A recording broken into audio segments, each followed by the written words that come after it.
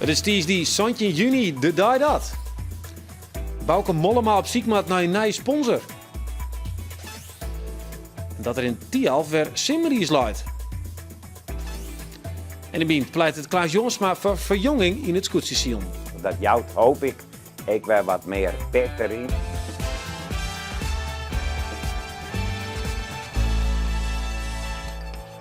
Goeien en welkom bij Bient. En ik Joen hebben we contact met Skielge. Uw verslagjouwers die binnen op Oerol, het grootste locatie theaterfestival van Europa. Miranda Werkman, moet ik de zin kennen, hoi. Er wist juist er is een verhaal over passie. Hoi. Dat hier tas zijn dat we dat zien. Nou, ik ben benieuwd. Wat heeft voor u? Ja, de passie van Margje Wittemans, de dochter van Joop Wittemans, die in de hoed kroept van blueslegende Janis Joplin. Als Famke van Trettjen wie ze er al fan van en iets spruts haar oen. En dat, het is een hele passievolle vrouw die er volop vergier. En dat hier ik de skaatkanten, maar ze leefde wel vanuit haar het en ze die wat ze dwan woer. Net denken hoe moen, gewoon leven nou. En maar diezelfde passie, het Margje Wittemans een vaststelling deel zet, heel dal zonder subsidie gewoon omdat ze het graag woer. Zingen is voor mij de release van mijn emotionele bronnen. It's about needing and cramming yourself full of it. Cry, baby. Cry, baby. Cry, baby. Honey, welcome back home. Oh. Doet archeoloog Marco Bakker van de Moor van Bergkaam hier hij net bedenken kan dat het Sandaai weer zoer. Op het plak dat hij al 14 dagen onder het graven is, kwam onder de eigen van uw radioverslagjouwer Eduard Rekker een 2000 irade jernband voor het lucht. Een prachtige vindst die Joet Rom omteken kregen in het Fries Kanijs. Heren, welkom. Ja, Marco, we beginnen maar met jou, hè? Ja. Hest hem bij, die jernband. Ik kan er een bel lezen. Skitterend.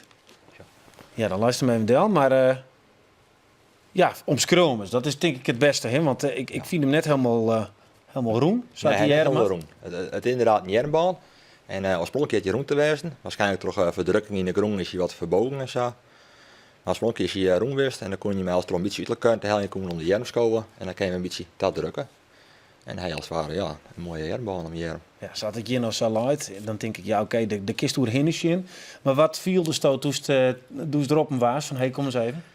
Ik geloofde het eerst net. Nee? Ik dacht eerst, dit is misschien nog wel een grap of zo. Of, nee, het is een grap of zo. Maar nee, iedereen weer heel serieus. En ik denk, ja, het is echt een unieke vondst. Dit hebben wij nog nooit eerder gevonden. Nee. Van waar is hij west? Ja, hij is west van de Oude Fries. Ongeveer 2000 lien, of in de eerste eeuw voor Christus. Die had hem omgehaald. En of je hebt daar Een rieke man of een rieke vrouw? Wat? Ja, dat is moeilijk te zeggen. Het is al iemand die in ieder geval beschikken hier over dit soort materiaal. Of in ieder geval, dat je dit soort materiaal kon dragen.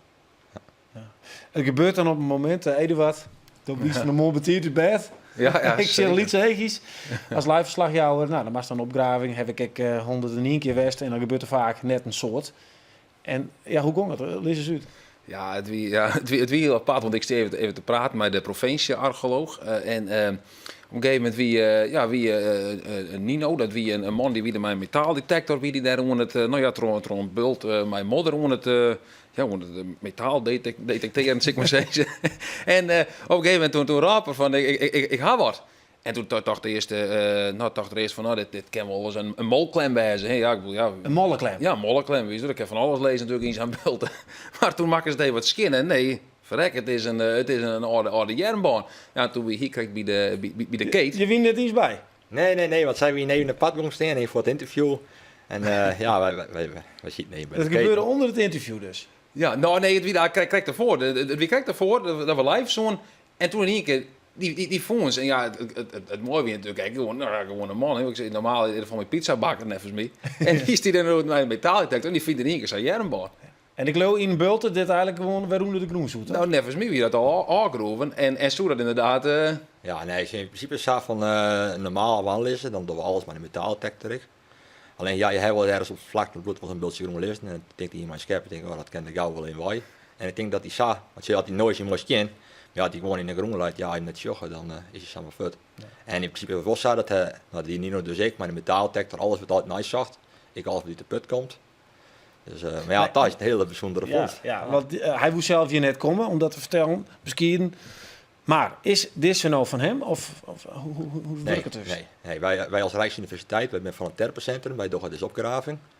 En zolang het onderzoek rent, wij doen de opgraving en na die tot de uitwerking. En pas als die uitwerking klaar is en al het materiaal is, alles materiaal wordt gepubliceerd, dan gaat al het materiaal dat we vonden naar Nuista, het Noordelijk Archeologisch Depot. Ja, maar wat je dan wil zijn, dit is een stuk voor het Fries Museum. Zo uniek is het. Klopt Ja, dat? nou, het is wel museumkwaliteit, ja. Zeker, want dit is echt uniek. Ik doe een onderzoek naar de terpkussen, net de gewone terpen die op een klaar liggen, maar ik doe wel eens onderzoek naar de terpkussen die in het veen liggen. En nou ja, van die terpers kennen we dit eigenlijk helemaal net. Nou, Dook is dan vervolgens, ik heb het interview weer, best aan het interview, hij is zelf ik net helemaal in de gaten. Toch weer er op een gegeven moment zijn, ja, dit is uniek. Wat denk je dan?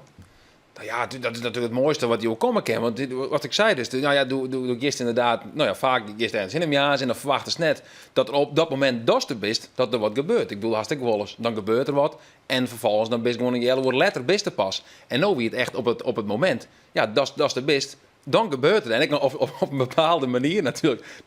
Dat is heel net verwachtest. Hè? Dat gewoon, oh ja, je denkt, nou, mogelijk klemmen en ik zo'n prachtige jernboom. Ja, maar ze zijn wel voor een dadelijk museum. Ja. Denk je, dit is een topverhaal? Ja, natuurlijk. Ja, dat is een heel mooi verhaal. En vooral als het om jaars op een radio bent, dan was het altijd natuurlijk wel wat moois. Ja, als het ware urgentie creëren. Hè? Dat is die zaak om te vertellen. Nou ja, zo'n jernboom, ja, dat is natuurlijk prachtig om het te houden. Ja. Nou, ik ken me vast dat de hele dag is een feest. Wat gebeurt er op zo'n dag? Nou, ik probeer ze volle mogelijk trots te werken. Alleen de medisch kunnen er steeds meer meest in de lucht van. En ja, dan heb ik ook klanten die je bellen en collega's die je bellen. En horen meestal niet nemen contact met je op. Dus ja, de rest van de dag is het al wat hectisch. En dat ik van onder op Friesland, nou ja, dan was je graag, je moest in de studio. Nou, dan kom je daar een keer, maar dat ik van de morgen net verwachten. Nee. Is dit de grootste verrassing die je eer onder de groen wil helgen? Nou, ja, het is een van de grootste verrassingen. Een andere verrassing die ik heel groot vond, maar dat is een heel andere verrassing. Dat ik dan een bepaald stukje eerder werk van Jelle Lien. Toen begon ik echt als student en dat is ook heel mooi, dat je dan voor het eerst echt iets vindt. Maar dit is denk ik nog echt een van de meest bijzondere dingen die ik ooit heb gevonden. Ja. Dan zal ik eventjes de Nelke van der Krocht vragen stellen. Als ik dit nou verzekeren moest, deskundige, voor hoeveel moest ik dit dan verzekeren? Ja, ik zou zeggen, voor mij is het onbetaalbaar. Want je hebt het verhaal er ik bij, je weet precies waar het wij komt. Ja, maar door eens een haal. Nee, dat Rint het in de duizenden euro's, tonnen? Nee, het gaat om het verhaal erbij. Het materiaal zelf, dat de details hoe dat voor mij vallen, denk ik. Maar het gaat om het verhaal wat erachter staat en de context waarin het is van. Ja. Het komt echt uit zijn oude laag en je weet het is van Friesland, van het toegetilling. Daar komt het bij. Ja, er winnen dus al mensen in Fries en daar in Snits in omkrieten die dit hebben als decoratie. We hebben de riemgesp bij Wienaam, de fibula bij Wienaam. Past deze in het rijtje? Ja en nee. Enerzijds is het een heel mooi sieraad, maar dit is de eerste volle jedder. En dat waren die ben echt gevonden op de Klaai, Wienaam. En dit komt meer in het oergangsgebied van Klaai en Veen. En ja, daar kennen we dit tot vondst helemaal net van. Dus het is een heel het is wezen minder statusobject, maar het is juist zo apart omdat we het alles net kennen van die regio. Ja, het mooie van dat werk. Hetzelfde van die werk, wist nooit wat er op zo'n dag komt. Heren, bedankt. Geniet je nog even lekker naar. Ja. En wil je er nou bij wezen, tak om wieken sneun is er een open dag bij de opgravings in Snits. In het verliezen wie het Scootsiesiel het terrein van oudere grieze man. Maar hoe oors is dat nou in 2014? De gemiddelde leeftijd van de skipper is bot naar onderen gaan, maar het had ook gevolgen van de zielerij. Scootjeszaakkundige Klaas Jonsma die liet zijn luchtroeskine in deel 2 van uw serie over het nieuwe scootjesseizoen. Bij de bovenste tonnen zien ze dat ze alle bakboord uiteindelijk de tonnen net onrennen kunnen. En dan krijg je de oren krijgt nog even wat minder. Natuurlijk ook omdat de ene onderdoor leidt. En een shotter. En dan denk ik van, ik pik hem er nou toch in op en dan smit het me gewoon stuwbord verdel.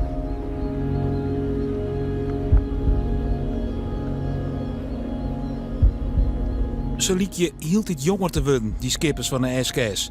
Een trend die het eens al begon in 2007, doet Dirk-Jan Reijnga ongesteld waard bij de Jouwer. Een van de jongste skippers hier. Ja, met stip de jongste. Ja, krijgt 30. Krijgt 30 en wordt er dan naar zo'n jonge skipper wel harken? Ja, dat gaat wel goed. Nou, we hebben een ploeg met heel veel ervaring aan boord. We hebben eigenlijk niemand die nog nooit op een scootje zitten heeft. Dat heel veel dingen gaan wel automatisch, hè? Dus dat valt reuze mee. En zo binnen er anno 2014 meer trietigers in de vloot. Zoals broer Alco Rijnga op het Jereveen. En teken Klaas van der Meulen op wat zijn. Heel oors als in het verliezen. Ik vind het een geweldige ontwikkeling. Ik heb dat nooit dacht toen ik begon met echt een sport van wat oudere man. De meeste van mijn beleving, wie ik zelf een jong fijn zie. En als ik eerlijk ben, vind ik wel mooi dat het hem verfrist en dat het oude water vervasken wordt en dat er heel nog wat nitrogen broest en streamt. Dat jouwt hoop ik weer wat meer pit erin, ik weer wat meer strijd en nou ja, ik word soms een beetje irrationeel. Dat vind ik bij jeugd ik wel mooi, die moet het nog allemaal ontdekken. Daar hou ik van. Als je 3 skippen inhalen kunnen en de kans op een protest is gering, dan mag je dat dwam. Maar als je 1 skip inhalen kunnen en de kans op een protest is vrij groot, dan zou je het eigenlijk net wel moeten. Nee, dat klopt. Dit is mijn 5e skipper, het 6e seizoen. En de oude jaren hebben misschien wel zo'n beetje zield. En we hebben nu wel de insteek om daar een beetje beter mee om te gaan. Ja, of leeftijd, komt het bij de leeftijd? Ja, dat is dan met zien ervaring. krijg je met autorijden, hoe meer je door, hoe beter die erin worden. Als er 1 skip over de stadlijn heen gaan er meer scootjes blijkbaar op deze wijze. Dan lees de skip en 2 schepen langs de Zuidbakkoord, de ene leidt bakboord, de andere leidt stuurboord. Schipper, bent u nu tevreden over de zeilcapaciteiten van dit nieuwe scootje? Ja, ik ben wel een beetje tevreden, want in het begin hadden we die andere schepen van Langweer en Olijgerschip en die waren veel trager als dit schip. Want er waren meer tjalken als scootjes. Binnen de moderne jonge skippers nou zo oors als de vakgangers uit het verliezen. In elk geval wel hoe ze met haar scootje omgaan. Ik heb er 2 extreem bij elkaar zetten. De ene is de Klaas van der Meulen. Dat wil zijn dat er met dat scootje wat noodwaarts zijn, de scootje doet ze onderwijs weer. Toen slopen ze de hele inboedel eruit, donderen ze voort, want die wonen ze net mee uitzielen. Dat kon net, dat is 1.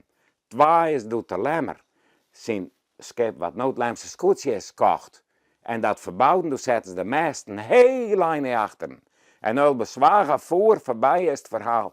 Die wist net wat er zegt. Zijn die meesten naar achteren. En toen matter zijn, hebben ze roppende van zijn schip.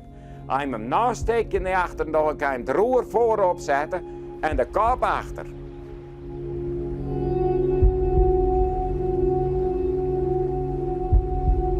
Wat mij opvalt is dat die jonge mensen mijn bewonderingsjochen naar wat voor haar weer, dat ze heel graag willen die traditie terugzetten, dat ze er heel dol net zijn wat een oude lullen spul. Het is heel goed dat ze wel eens een keer boord zijn, dat ik denk, nou neem het nou een schip. Maar voor de rest, ik vind, eigenlijk beziek je zij wel een continuïteit rond die aan. Dat vind ik eigenlijk wel hartstikke mooi.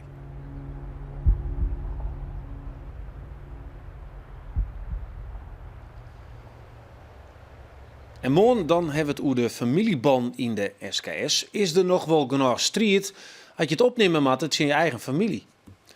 Het is de dag 4 voor Oeral Festival op Skiel. In Bient hebben we alle dagen contact met ons verslaghouders daar. Miranda Werkman is voor u op het eiland. Hoi Miranda. Hoi Roelof. Dat is bij Martje Wittemans West. Zij kroept in de hoed van blueslegende Janis Joplin. En dat is een zangeres uit de jaren 60. Ja. Net van Wittemans haar eigen generatie dus. Maar waarom moet ze nou die rol spelen? Nou, zij kwam in contact met de muziek via haar huid, Joop Wittemans. En er wie iets wat haar rekken van de muziek, van de stem, van het gevoel wat zij kreeg bij Janis Joplin. Dat is een, voor de meesten die dat net weten van de generatie van, het is een vrouw die op het podium stier vol uitzoeringen, vol oegaven, jongenkoer, een soort drank- en drugsbroekte. En ik iepelijk sexy op het podium, dus dat wie wel van die tijd, wie dat wel heel wat. Maar ze hier zo'n passie en ze woe zo graag haarzelf wezen en al haar gevoel uiterie.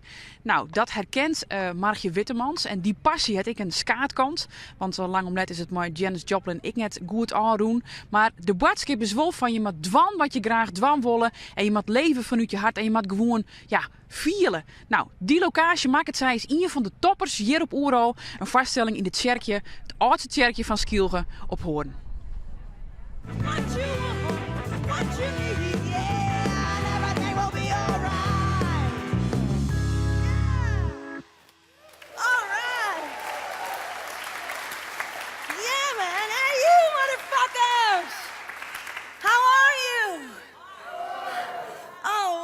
Nou, wat me heel erg verbindt is dat je niet anders mag zijn in deze samenleving. Je moet met de meute meegaan. Je moet, net als iedereen, niet met je kop boven het maaiveld en gewoon doen wat een ander ook doet. En als je het wel doet, dan word je een kopje kleiner gemaakt. En dat is wat zij op een gegeven moment dacht, geen concessies, ik moet doen wat ik moet doen. En dat is zingen. Gaan voor mijn hartstocht, gaan voor mijn hart, gaan voor mijn droom. Ook al no matter what. En dan, ja, zij bekocht de dood ermee. Maar het is wel wat ik heel erg belangrijk vind, vooral nu in 2014. Ook met dat de subsidies en alles en de kunsten gaan weg. Wees kunstenaar, juist nu. Onderscheid je, juist nu. Doe wat je moet doen en leef je droom. Ik wil gewoon zoveel mogelijk voelen. Ja, en dat is natuurlijk niet altijd slim. Maar het klopt wel helemaal. En misschien is het wel veel slimmer. Dat is waar soul over gaat. Soul, de soother, het waarlijke. De antitheses van het analytische denken. Pure emotie, een zuiver, onbeschaamd voelen. Zingen is voor mij de release van mijn emotionele bronnen. It's about needing and cramming yourself full of it. Cry, baby, cry, baby, cry, baby. Honey, welcome back home. Oh.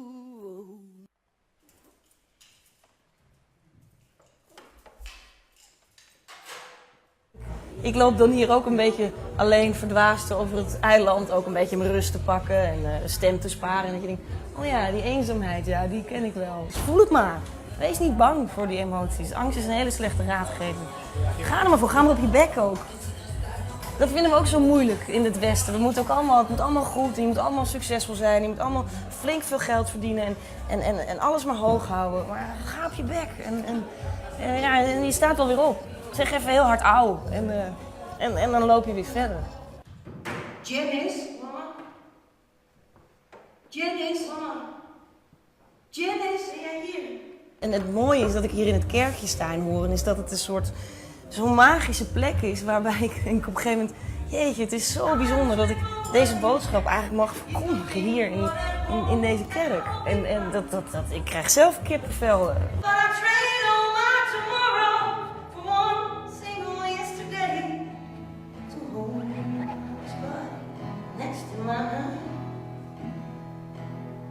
Freedom's just another word for nothing left to lose. Nothing, ain't nothing but it's free. Yeah. Feeling good was easy love when he said the blues. Good enough for me, my Bobby McGee. Good enough for me, my Bobby McGee. Ja, Margje Wittemans en Janis Joplin, twee bijzondere vrouwen, genoeg passie direct, denk ik. Nou heb je merkt bij de openingsvaststelling Bus Aldrin West, bus waar ben je gebleven, zo hiet hij volgens mij. Zie je er ook een soort passie in? Nou, een heel oor verhaal weer als de vaststelling van Janis Joplin. Buzz Aldrin wie de tweede man op de maan. En is eigenlijk geen iemand die dat weet, geen iemand die hem ken. Hij komt nergens in var. En daar gaat de vaststelling ik oor van onzichtbaar wijzen, de tweede vioolspielie. Als je dan een enorm talent hebt, mat je er dan wat met wan? Of keer dan juist ik zeggen van nee, dat wil ik juist net. Ik wilde net boppen uitstijgen, ik wil gewoon dat net. Nou, daar gaat deze vaststelling oer een beetje absurdistisch. Ik heb de juiste keer zeggen van ja, dit is toch echt wel typisch oeral. Er gebeurt een heel soort en het is best dreig te begrijpen. Maar als je dit gegeven witte, dan begrijp je misschien wel wat dat hoe gaat. Op een prachtige locatie, de Wiersquarre, op Jesterheim, begin van de Bosplaat, Buzz Aldrin.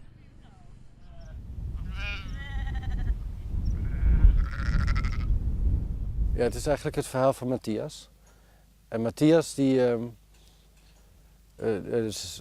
wil verdwijnen, die wil onzichtbaar zijn. Of die wil in ieder geval de tweede zijn. Niet in het middelpunt van de aandacht staan. Zijn relatie gaat uit in Noorwegen, naar Stort in. En gaat met de band van zijn vriend Jørn mee naar de Faroe, waar ze een optreden hebben. Maar op de boot slaat hij een van de andere muzikanten in elkaar. En verdwijnt op het eiland en wordt ergens aan de kant van de weg teruggevonden door Hafstein. En Hafstein die beheert een inrichting op de Vareur. En zo komt hij bij een inrichting terecht. Waar hij ook weer een nieuwe liefde vindt. Krijg ik bloemen? Ja, natuurlijk krijgt u bloemen. Ga ik nu dood? Nee, ben je gek. We maken het alleen wat groener hier binnen. Maar ze komen alleen bloemen brengen als je doodgaat. Nee, dat geloof ik niet. Heel veel mensen hier krijgen bloemen. Ja, maar niemand overleeft. De bloemen? Ja, Nee. maar het zijn mooie bloemen. Ja. Ze doen me ergens aan denken, ik weet niet. Ik geloof dat we zulke bloemen in de tuin hadden. Nee, dat weet ik niet. Het zijn mooie bloemen. Ja, het gaat ook over bescheidenheid, denk ik. Bijna niets wordt zoals je verwacht.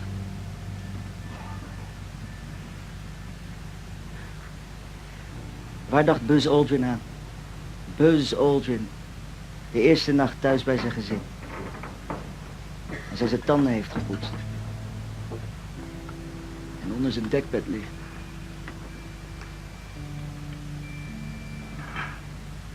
Ik ben op de maan geweest. Ik ben daar echt geweest. Ik was daar. En nu ben ik hier. Het probleem van Matthias is dat hij ongelooflijk goed kan zingen. Er is niemand op de hele aardbol die zo mooi kan zingen als Matthias. En eigenlijk, wat we dan zeggen tegen mensen is, je moet wat doen met dat talent. Dat mag je niet verspillen. Als je dat kan, moet je dat doen. Net zoals je goed kunt leren, dan moet je naar de moeilijkste school die er is. Maar er zijn mensen die dat niet willen. Die niet die aandacht op zich willen, die niet... hij wil niet zingen. Het spijt me, Matthias. Ik kan gewoon niet meer met iemand samen zijn die onzichtbaar wil zijn. Zie je me nu? Ja! Zie je me nu? Ja! Nu ben ik toch niet meer onzichtbaar? Nee! Matthias komt uit Noorwegen, maar uiteindelijk vindt hij op de Vareur heeft hij het gevoel thuis te komen en thuis te zijn. En op het moment dat hij dan echt thuis is, dan blijkt wel dat de fabriek, de inrichting waar hij zit, die heet de fabriek, dat die opgeheven wordt. Maar dan besluiten ze een zeilboot te bouwen en naar de Cariben te varen. Dat vind ik ook mooi, dat kale, ruige eiland, dat daar het verlangen is toch om... De Cariben is bijna een mythisch eiland geworden.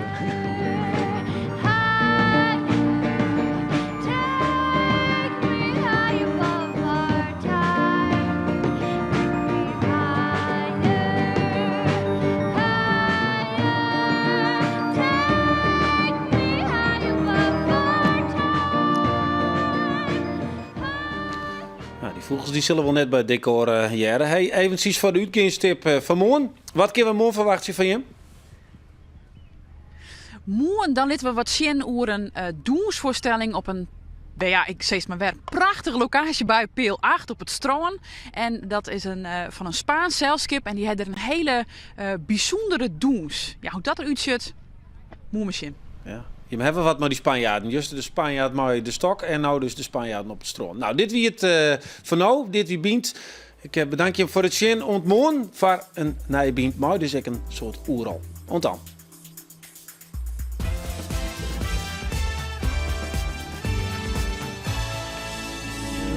I